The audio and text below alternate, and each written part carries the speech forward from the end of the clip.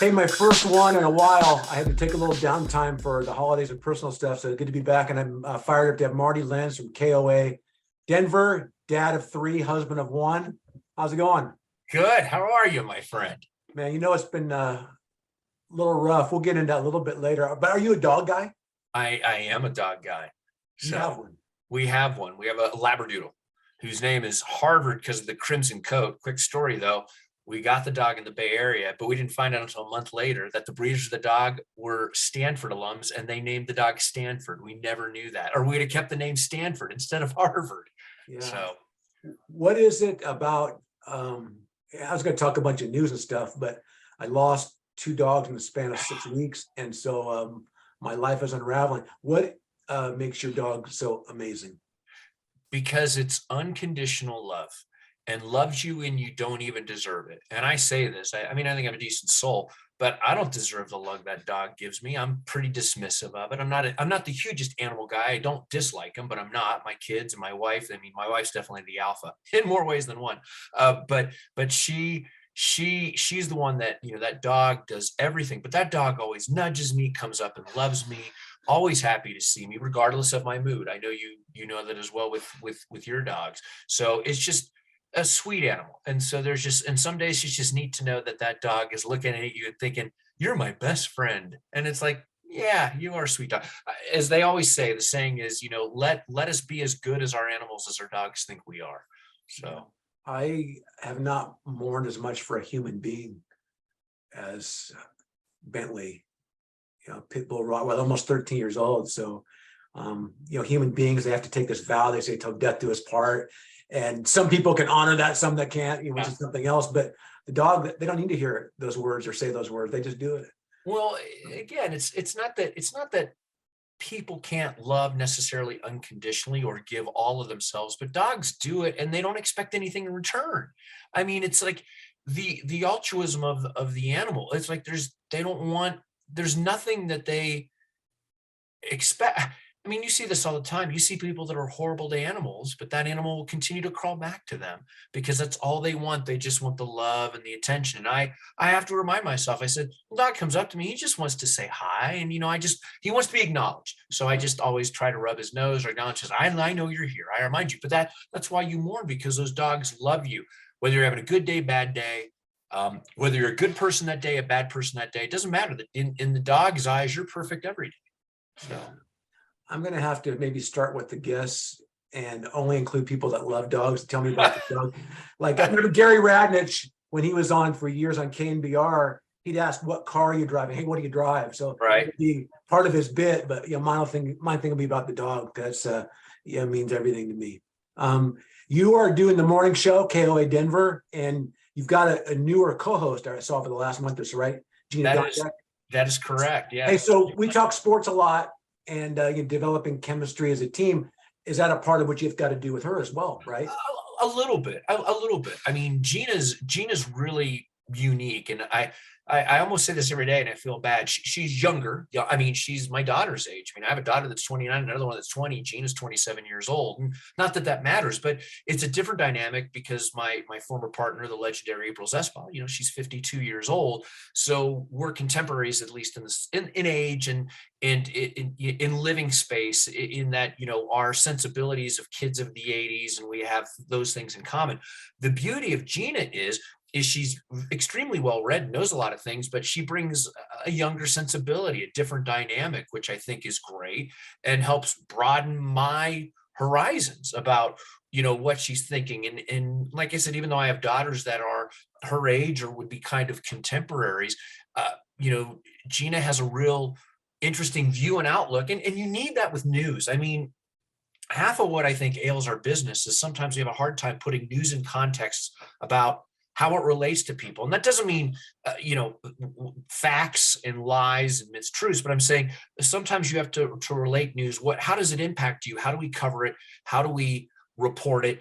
How do we ask questions to hopefully advance the conversations? And so when you bring somebody in like Gina, she brings in that younger perspective, or that perspective of the 20-something set, mid to late 20s set of how they consume news and information, which I think is fantastic. I mean, we joke all the time on KOA, our demo's 50 to dead. I mean, it's an older, an older listening station, and I'm 55. So she does bring in that younger generation and sensibilities to how we cover and report things, which I think is absolutely fantastic and helps make me a better, more thoughtful, if you want to say, broadcaster and commentator on the news, knowing that I have a partner that has a little different view because of again of her experience, and her personal experiences in her time, and how she views the world and how she views news and information.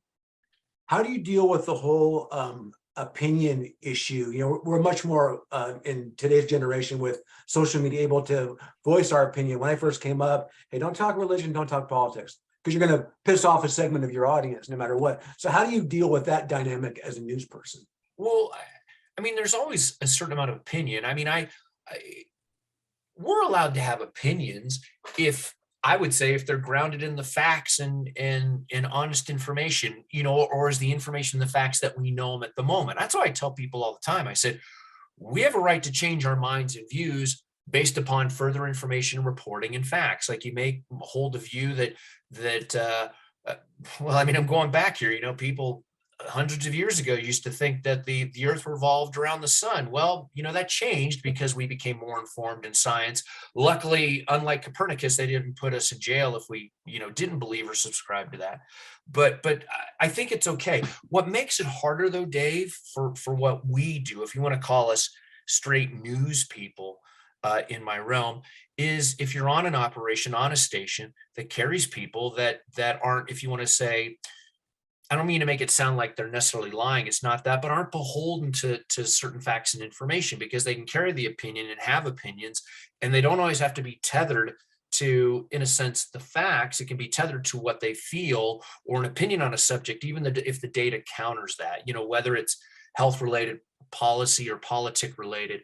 So they're afforded that authority, that availability. We're not necessarily. Now, we're able to have an opinion. For example, the vaccines with COVID, I'm sorry, they work, but that opinion's grounded in science and based on 1 billion injections of people. That doesn't mean there's not, maybe certain side effects and health issues, but that's, if you want to say, you're arguing the minority, you're arguing the lesser of the data, not looking at the data in the totality. So that's an example of it. You can have an opinion and not want to get vaccinated, that's fine. But if you're not doing it, you're not doing it because the science says not to do it. You're doing it because that's your personal opinion. That we don't necessarily have. We go with, well, the data shows this, so this is where we are at this point, and that's how we proceed and move forward. That's one example. But before we, to follow up on that, my station, like a lot of stations for 30 plus years, carried Rush Limbaugh. However you feel about him, and I'm not saying that maybe there wasn't information that was factual. That was not his modus operandi. His modus was, and he'd be honest about it, is to gather as much listeners as possible to charge high, sales ad rates so he could make money for him and his operation. So, whether that was doing it by using truth, using hyperbole that he using some of his sarcasm, some of his wit. I think he was a tremendous broadcaster.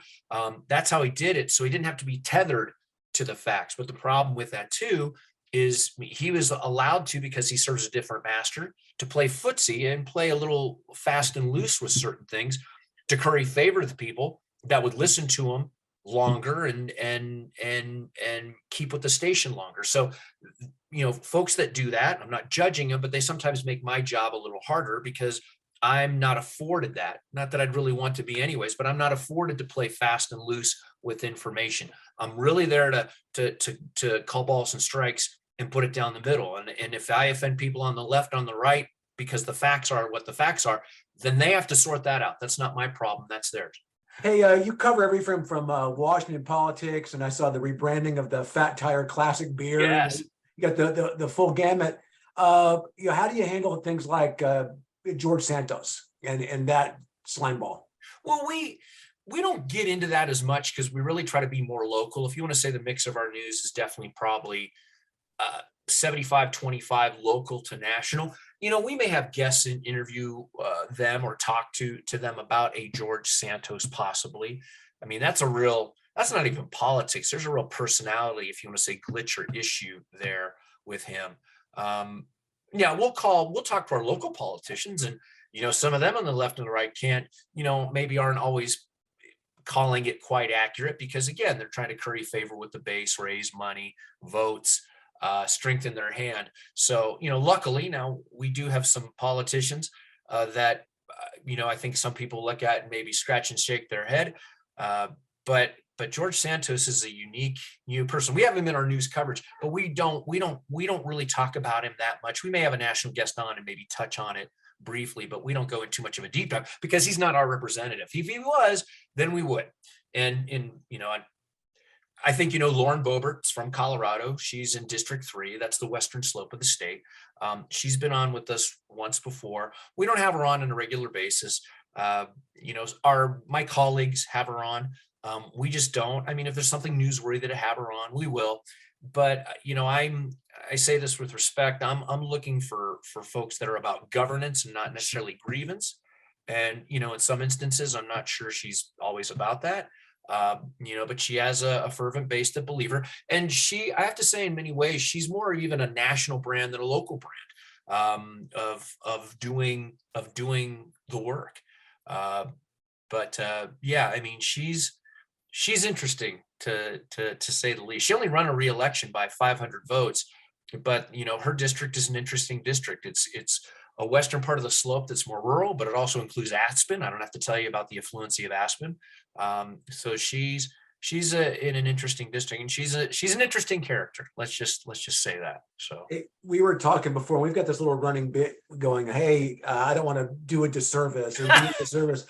Hey, so I want to get in. I want our audience to know, what are some things that you've said on the air, and we'll get into that one in particular, that you wish you could take back and say, "Oh, I can't believe I did that as a broadcaster." Without going into too much of the details, if you remember the Tejano singer, very talented one, Selena, passed away, sadly, was murdered by her thing. And I was doing music radio, and I was probably running a little fast and loose with some of this. So when I played the song, after the song, I said, the late Selena, caller calls in saying, I didn't realize that she was dead. And I think I said something to the effect, I said, yeah, it was some off the hand remark, and I can't even remember it, but it wasn't the wisest choice of words. And so I got some calls about that. And I was like, I didn't mean it that way. I guess I was so stunned that the person didn't know, because it was probably, maybe a month after she passed. So and it seemed, at least in that music realm, it was pretty big news, this person that didn't know. So I was probably a little fast and loose about that. So I got called. So I had to apologize. And I said, like I said, I guess I was more stunned that the people didn't know about this already. So that, like that was just not realizing this. Again, this may help you. Not everybody consumes news and information sometimes the way we do on a regular basis, and we have to be mindful of that. So yeah, the one we were talking about, kind of off air, our little running gag, is that high school football game where it was Concord High School, and they were playing Clayton Valley too. Yes, they were playing Clayton, and they had a system and a coach where they never would kick. Right? They didn't kick extra points. They had to kick off, right? But they didn't kick field goals. And there was something that you said about a disservice because they weren't learning the whole game, right? Yeah, football. I think what I was saying, the game is called football, and yeah, it's not kicking every play, but he didn't kick. But I guess the thing I was thinking, as a coach and a teacher, and I remember it well, is like, you're there to teach kids about the totality of the game. And it doesn't mean you don't have your offensive philosophies or you can't have nuance and do different, but he never kicked. And I'm thinking, teach the kid to kick. And I don't know if it's because we found out he doesn't necessarily do that. I don't even remember, but I remember saying on the air, I said, well, he's doing his kids a disservice. And I remember the executive producer for Comcast, the feedback got to the coach didn't like it. And I'm like, and I said, I wasn't trying to say the coach was an idiot or bad, because that was not right. He wasn't a bad coach at all. I know he had but I just remember thinking, if you're not teaching the kids to kick, this is before that coach that never punted, right? Always went for it on fourth down. And I'm like, I don't know. It's like, are you trying to be too cute by half? I think if you know this and know the game, and if you are into the analytics, there are times you maybe do or don't do this. But if you think you're outsmarting people by trying to reinvent the wheel, I guess it was kind of like it just didn't make a lot of sense to me. And I don't think you're wrong for saying it's just that in our environment there, we were Yes, advocates for high school sports and not right, ripping on right. the coach. Yes, Even yeah. though he, They're guys. They're not getting paid millions of dollars to do it, and that's so. To your point, and this shows you, comments can be right, but without the context. If this is a pro coach or a college coach that's getting tens of thousands, 100,000, millions of dollars, the criticism level is different than a high school coach who just says, "Man, I go for two. This is what I do." And that's where, again, the two things can be true. If I felt I was right, yes, but at the same time, criticism at that level for that coach and those kids probably not warranted like it would be somewhere else. yeah, and just like real life, sometimes we got to hold our tongue with stuff we Yeah. want to say in our personal relationships, too. Yes. I don't think I ever told this one on the air about Wilt Chamberlain when he passed away. And I was on the air with Fred Wayne. And, he was famous for what he did off the court as well as on the court. He had the 100 points in the game, but the 20,000 women, Oh, that was in yes. his book. So the anchor was actually doing the math about like what that would mean starting at the age of 18, 18 to 50, it'd be this many. And the numbers were insane. But the fact that we actually computed on the air, we were calculating on the day he passed away, that bothered a few folks. And led to the anchor being suspended and me getting yelled at by our program director. Oh, what's funny? You do that maybe not today. I don't know. In different environments, on a podcast, you probably wouldn't get in trouble. On a broadcast, it's different. I wonder if that message is received differently. Gets into that whole discussion now. I saw somewhere one of my all-time favorite movies is Blazing Saddles, and it's unbelievably politically incorrect. Could Mel Brooks, could they make that movie today? And there's a part of me would like to say, I wish the heck they could, but there's a part of me saying probably not, because our sensibilities of what's funny and what's not, and what's appropriate and what's not, have seemed to change. And so it's probably, I wonder if it were said in a different form, like here, then you can get away with it. But when you're probably doing the broadcast, not so much so.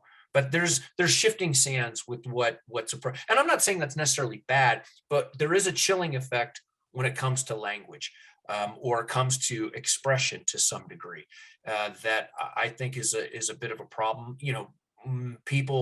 Comedians, Bill Maher, other people who I like talk about that on a regular basis. For example, he talks about that he doesn't do college campuses anymore. And a lot of these comedians don't do it anymore because it's not worth the blowback of people. If I say something, it's a joke, but people take it and internalize it and personalize it.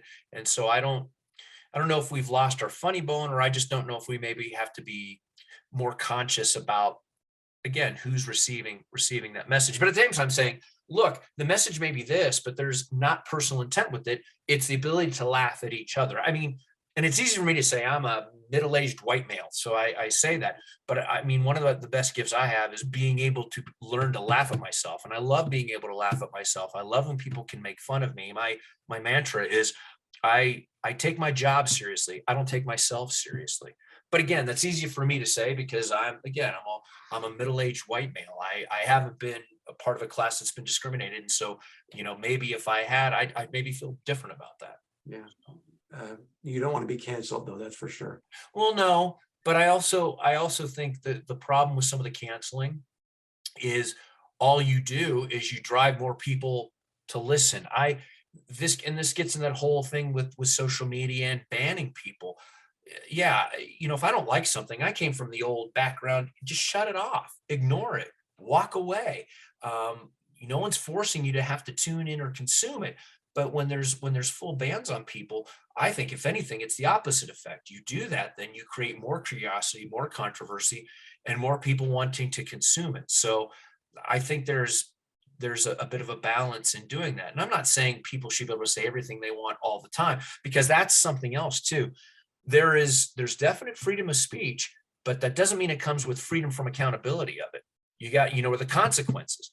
And, the old saying is, you have a right to protest my protest. So you can do that. But I think shutting somebody totally out and off does the opposite of trying to, cancel it. I think you drive more people to it. If you don't like what somebody's saying, again, simply turn the channel, walk away, ignore it, consume something else, or combat it with your own speech. That's what I think is probably a better thing to do.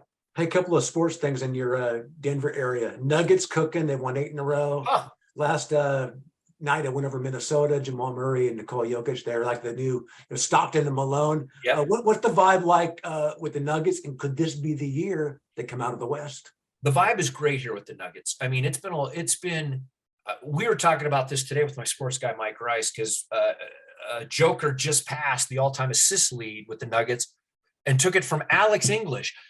I knew Alex English was a great passer back in the day, but we knew Alex English as a tremendous scorer, which he was. And I didn't realize he was the all-time assist leader for the Nuggets, but he did it in such a simple, smooth kind of way, non-subtle ways. It's amazing to know that those Nuggets teams are some of the best. The problem is they existed with the Showtime Lakers. So they were never going to get by, Magic and Kareem and Worthy and AC Green and all those guys, Kurt Rambis. They weren't going to get out of the West, even though those Nuggets teams had the Issels, at times the Vandaways, the Calvin Nats, the Alex Englishes, the Fat Levers, who I know is doing coverage for the Kings in Sacramento.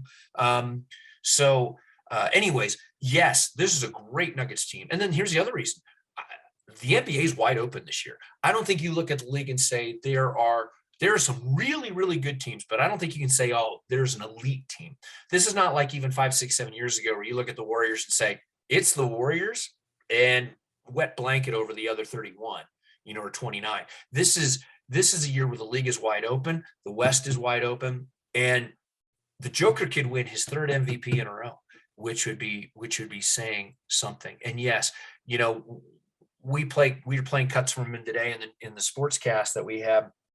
And, Joker's, when he found out, he says, I just want to be known for a guy that shared the ball, that passes the ball, that helped facilitate my teammates. And it's like, that's why he's a superstar, is because he's not a selfish human being. He's the best man on the court, but he's not selfish. He dishes, he finds. It's unreal. But these Nuggets, I think, will get to the Western Conference Final. I could see them in Memphis playing in the finals, and that would be a heck of a final. But yeah, this is the first time in my time here in Colorado growing up that I have actually felt Nuggets can make the NBA final. I hadn't felt it the past couple of years because of the Warriors and some other teams and the LeBron's Lakers, but this is the first time I feel like, no, I think the Nuggets can definitely make the finals. The new Broncos coach will be? People are praying for Sean Payton. Heck yeah. I don't know. I'm gonna say Dan Quinn. I could see he interviews tomorrow. Actually, we're interviewing Dan Quinn and the DC from the 49ers, and I joked on the air and said, and they're both preparing for each other for Sunday. But I could probably see Dan Quinn, because my guess is this: I think Sean Payton's interested, but he wants $20 million, and we probably have to give up a 1st-round pick to the Saints. I don't care about the 1st-round pick. I know people get bent over about that. It's like, no, this is a league, free agents. We can get people. I'm not sure Sean Payton wants the Bronco job. Not that he doesn't want it, but I think he wanted the Chargers job, but Staley's staying around, fired his coordinators, but he's staying around. And I still think, even though I don't think they'd fire McCarthy, I think he wants the Dallas job. So I'm not sure he'd take the job. He'd be a great coach, won a Super Bowl, but it's been many years. So, but I could see Dan Quinn. But the problem is, last time we went with the defensive guy was Vic Fangio. Didn't work out well. Nathaniel Hackett, nice man, but way in over his head. There's no one out there that's very sexy to me, but I just got a feeling I don't think it'll be Sean Payton. There was interest in Harbaugh, but I felt instinctually he can't leave Michigan until he wins a national championship. Once he does that, then I could see him coming back to the NFL, because I think he has unfinished business there. Obviously, we were covering him when he was at the 49ers, but I think it'll be Dan Quinn. CSU, a couple of 4-game losing streaks this year, 3-9, 5th in the Mountain West. You watch the season with a heavy heart. Yeah, I do. And our best win is beating St. Mary's. So, or are you No, talking I'm about talking about the football team. the football team? Yeah, yeah. Well, we can get into the basketball. Well, here's the thing: what happened with this team? Coach Norvell is the right guy, and he's doing all the right things. And we had the #1 recruiting class this year, and he brought in a whole bunch of transfers from Nevada last year, which I felt bad for Nevada. What it turned out to be, Dave, is I really thought that I knew it wouldn't be a reload. It wasn't going to be that, but I really thought this team could be a 500 team. Turns out we probably should have been, but it really was a rebuild, a culture shift, style of football. We ended the year, we only had 53 guys on scholarship at the end of the year when most teams have 80. So we were playing with an arm tied behind our back with the redshirt freshman QB. You see flashes of brilliance, but you also saw where we let games get away. Our defense was great. If we matched the offense with the D, then we are probably talking a 6-7 win team. We were in every game, but two? Boise we weren't in, and another one that escapes me is like, yeah, we weren't going to be in that. Maybe Washington State, but the rest of the games we were in at some point, but we let slip away. I think they flipped the script. I could see this. I could see this team being an 8 or 9 win team next year if things fall right. The schedule's favorable. We have Washington State, but they're losing guys. We have CU. That's going to be an interesting matchup with Coach Prime. But even though he's getting some good guys in, chemistry and biology are two different things. So, but yeah, that I do watch it with a heavy heart. But then the reality hit me, Dave. I just realized, yeah, this team's just not very good. It's not that they're not trying. They didn't quit, because the team last year quit, or 2 years ago. Adazio was a disaster. But this team didn't quit. They kept battling. They're young. So I'm very bullish and very optimistic moving forward with this program. You know what? You have a kind of this well-rounded balance. Sports, news, entertainment. How do you manage balance in your life, being a good family guy? The top of your description, father of 3, husband of 1. Being able to be a good family person and yet know so much and be tapped into so many things. Well, I don't think anybody necessarily defines you as a person based on your knowledge. They may. I think they define you as how you are as a human, how you treat people, how you interact with people. So just as far as spending your time, though, I'm just right. As far as well, it's easy. My oldest daughter's on her, out with, 4 of her own boys. So I'm a granddad already. So I don't have to worry about her. She's doing great. My middle child's in college at Purdue. So I have the boy at home, my 6'2", 250-pound, 15-year-old son. So, it's a balance. You come in and out, and they're doing their own things. And my wife is she's extremely busy. She's an extremely successful person in her realm of expertise. So it's just carving out some time here or there. But we make it work. Here's the beauty of being able to do that. I work some hard hours, but I have the rest of my day free. I'm home most mornings by 10 a.m., if not maybe even sooner. Now I get to work at 3:30 in the morning. But I'm home if I don't have some post-show interviews or sales things. If I'm endorsing a client and I go make a sales call with one of our reps, or do a meet and greet, the PR things that we do at the station, most days I'm home. I have my whole day free. I go to bed by 8 o'clock, but I have my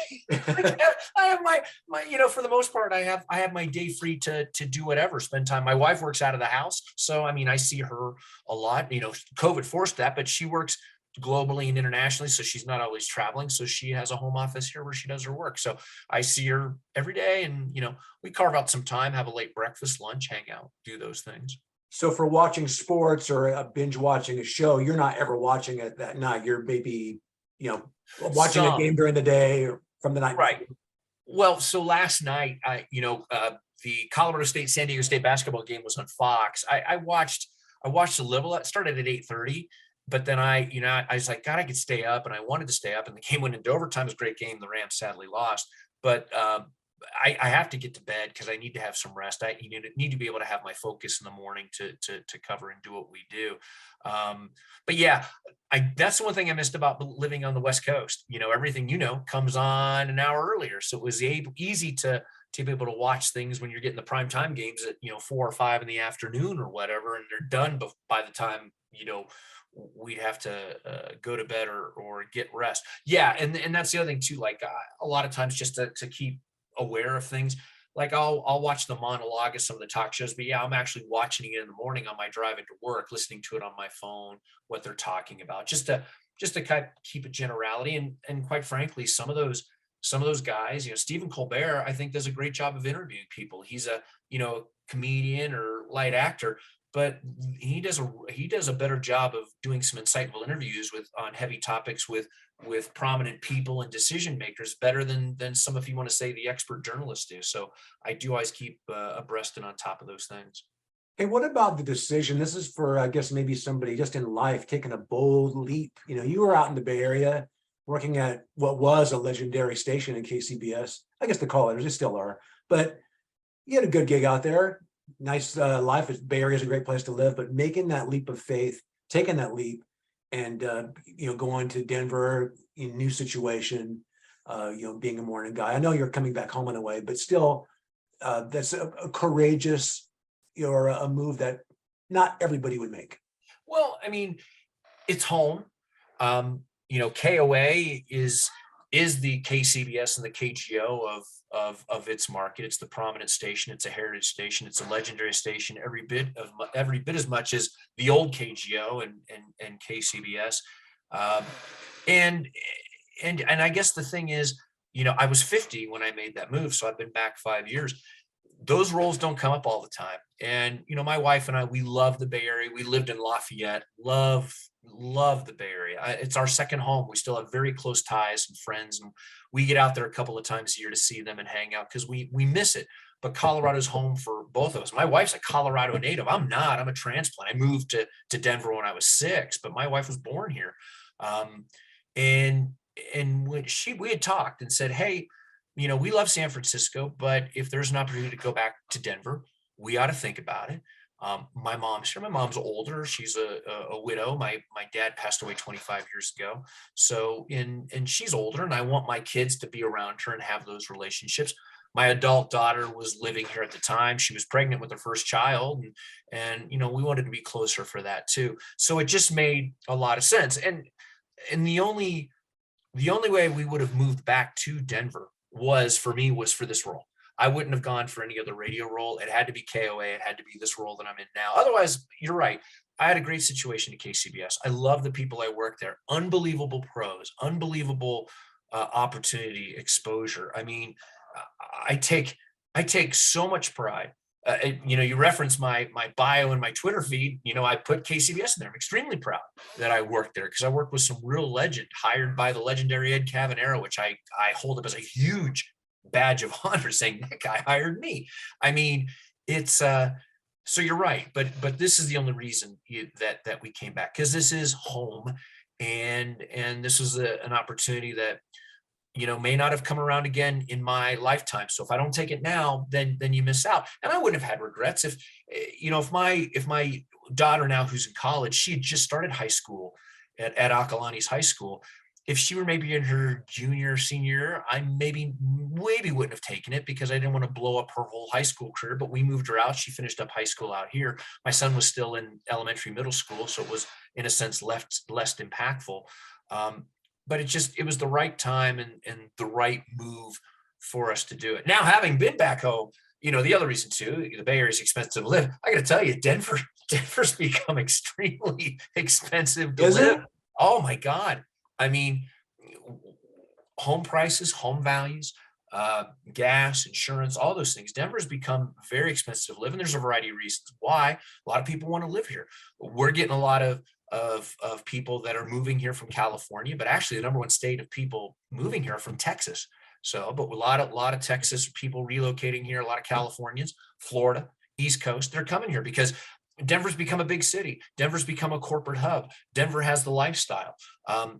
Denver, in the scheme of things, is probably still a little more affordable than some of those cities, but not by much. I mean, we're more affordable than New York or Boston or San Francisco, but it's not the significant difference it was 5, 10, 15 years ago. I mean, in that sense, Denver from an expense wise has caught up, but it's the lifestyle. You can live here. It's a beautiful place to live.